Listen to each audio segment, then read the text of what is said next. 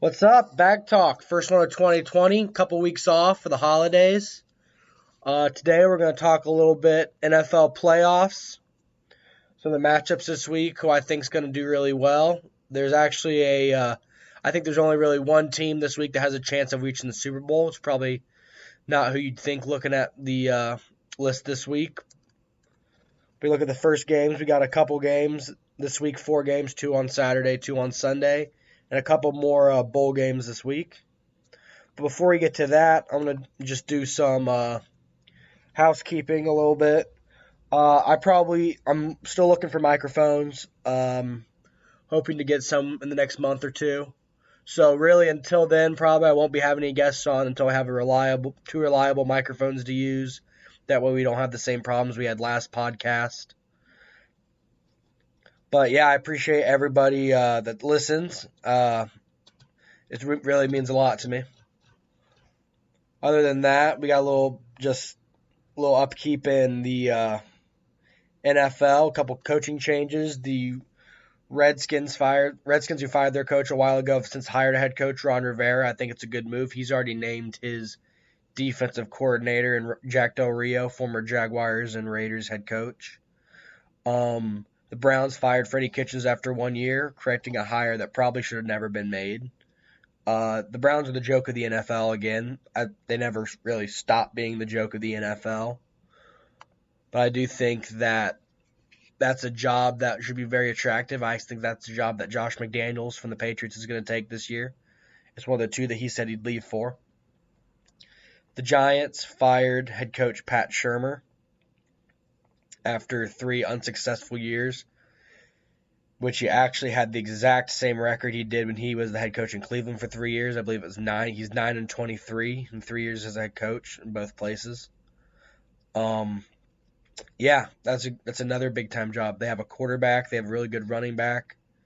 They're in the New York market. Unfortunately, I think they're probably going to always be in about the second or third best position in that division, just because of how well built the Dallas team is, and just how good of a coach Doug Peterson in Philadelphia is.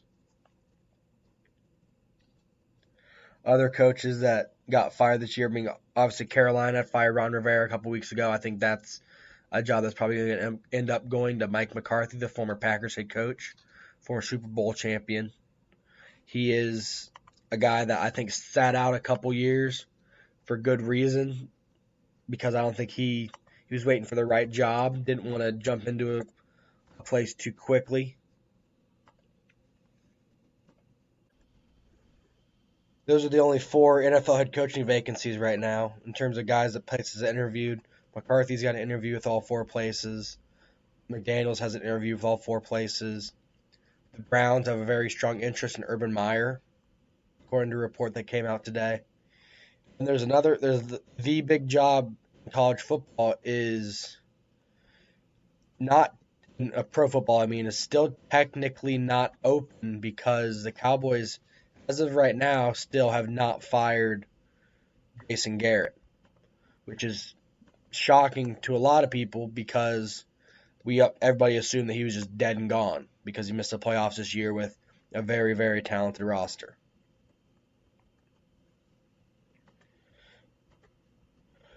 But those are teams that are out of the playoffs right now. We will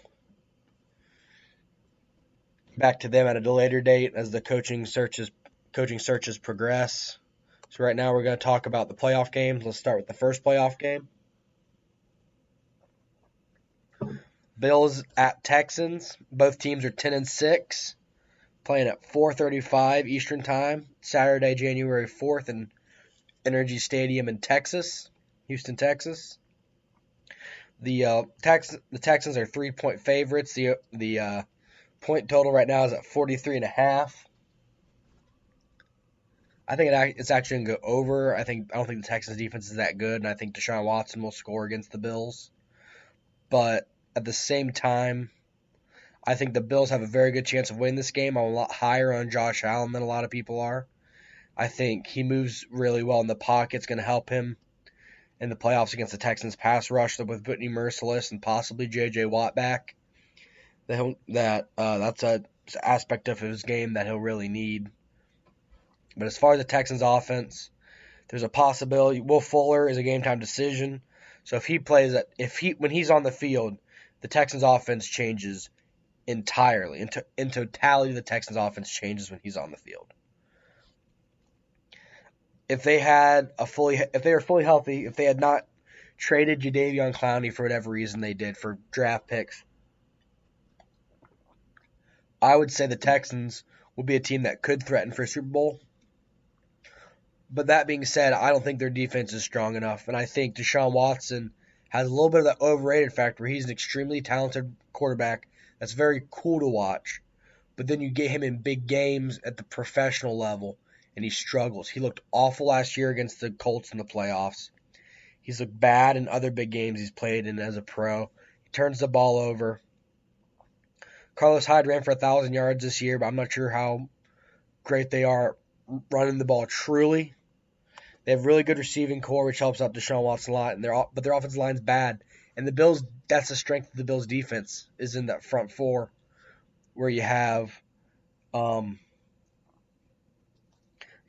Oliver anchoring the middle of that defense with the other pass rushers they have. It's a very, very, very, very good defense that the Bills have up front. A Bills defense that consists of a front seven: Jordan Phillips, Shaq Lawson, Ed Oliver, Trent Murphy, Jerry Hughes. I mean, all those guys have above 5 sacks this year. Jordan Phillips, the defensive tackle, actually leads the team with 9.5. The secondary, anchored by Tre'Davious White, who's a Pro Bowl, probably should be first team All-Pro. 6 interceptions this year. I think he leads the NFL in target percentage in terms of batting passes away and not allowing them to be completed. Jordan Poyer, Micah Hyde in the secondary also, Levi Wallace. Tremaine Edmonds is a great young linebacker, very rangy. He does a lot in terms of covering up for possible weaknesses among the other linebackers like Matt Milano, who's a little slower. And not only is this defense really, really good, it's also really, really young. Edwards is 21, Milano's 25, Ed Oliver's 22, Tre'Davious White's 24. Shaq Lawson's 25. This is a defense that's going to be around for a while in the AFC. And I think this is kind of their time to come out and show that they have the ability to beat up a very, very good offense like the Houston Texans. And if you look at their schedule this year, the Jets have lost 6 games, or the Bills have lost 6 games. Only one of those games was by double digits, and that was to the Eagles. They lost to the Patriots by 6. They lost to the Patriots by 7. They lost to the Jets by 7. They lost to the Ravens by 7. And they lost to the Browns by 3. So to make of that what you will, their offense is not very good. It's the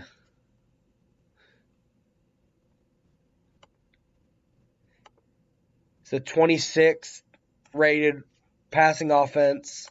In terms of yards, it's the 24th rated offense. In terms of points, it's the 23rd. It's not a very good offense, but if the defense plays well, if they can get downhill and get you running the ball with Frank Gore and Devin Singletary and Josh Allen and converting third downs, it's an offense that can be dangerous. Wide receivers John Brown, Zay Jones, Cole Beasley, Dawson Knox, Marshall University former tight end Lee Smith has had a couple receptions and a touchdown this year. They can surprise. I think they'll cover against the Texans definitely. Then as you jump over the Texans, I mean the numbers are good. The Texans' numbers are good, I guess. They're 13th in the league in offense. offense, right there, offense and yards. Been average down the stretch. They got smoked by the Ravens, smoked by the Broncos. They got smoked by the Titans last week in a game that really didn't count. Close losses to the Saints, Panthers, and Colts. They don't really have, I guess they have one win that you consider a good win this year when they beat the Patriots. But they followed that one up the next week with getting blown out by the Broncos at home.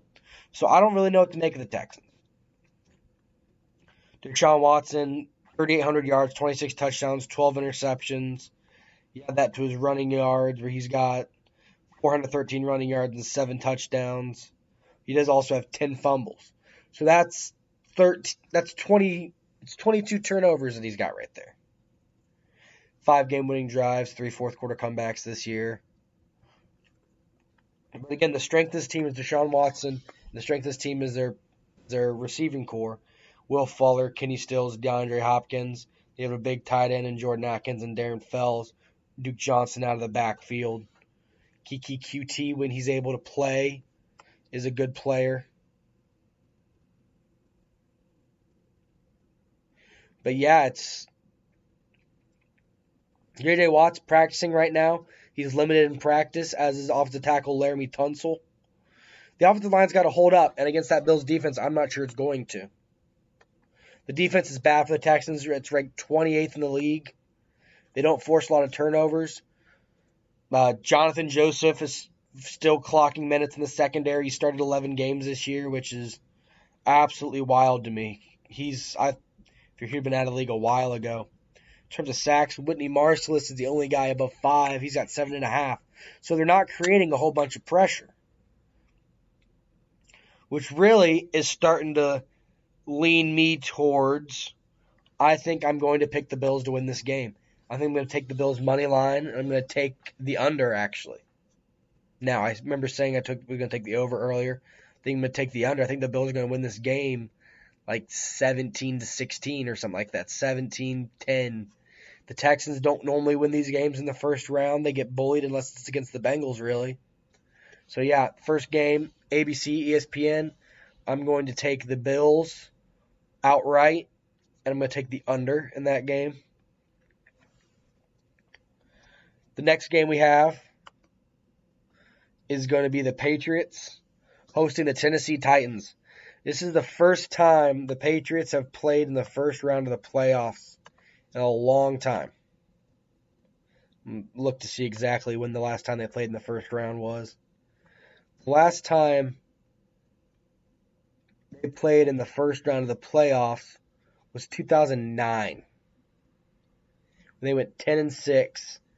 Tom Brady's first year back from injury, and they were blown out by the Ravens in that game. The worst playoff loss of Tom Brady's career. And that's 10 years ago, really to the date almost, which is crazy to believe. It's a testament to how good of a franchise they are, and how good they've been this decade. Offensive coordinator Josh McDaniels, head coach Bill Belichick, been as good as anybody over the past several years. This is the worst Patriots team since then. This is not a good Patriots team. Offensive line's beat up. David Andrews missed the entire season. They lost their fullback, which is a big part of their game. Steven Gostkowski got hurt early in the year. They've lost little bits and pieces. Their backup fullback, Gunnar Olszewski, who was their kick returner. They got guys limited in practice. Marcus Cannon is another O-lineman limited in practice. Jamie Collins, Julian Edelman recovering from a concussion. Jonathan Jones and Jason McCourty, two defensive backs. Terrence Brooks, another defensive back. And when you look at statistically, the Patriots look okay. 15th ranked offense, 7th in points. They're number one. They're top 10 in almost everything on defense. It's a very good defense. So they rank 14th in the league yards per attempt allowed. Take that as you will. They rolled this year. 8 went to 8-0. didn't really face any tough games. They beat the Bills